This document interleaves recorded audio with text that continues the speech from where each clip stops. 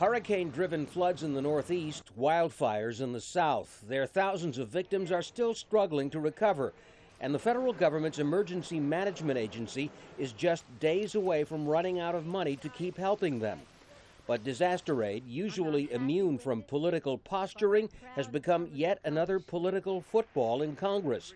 Last week, Republicans in the House voted for more disaster funding, part of the bill to keep the entire government running for just another 2 months. It really is the most responsible thing to do, and any delay that occurs because of inaction in the Senate will only imperil needed disaster relief for these thousands of families all across our country.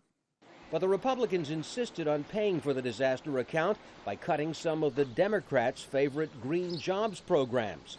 The Democrats who control the Senate promptly rejected the House bill, and they are holding firm on their own spending plan. What we've done averts a government shutdown and will make sure that hundreds of thousands of Americans who are suffering in the wake of floods, wildfires, and hurricanes get the relief they deserve. But it also maintains our position that we should not have to kill jobs to provide disaster relief to the people who need it. Unless the parties reach a compromise, another government shutdown looms by the end of the week.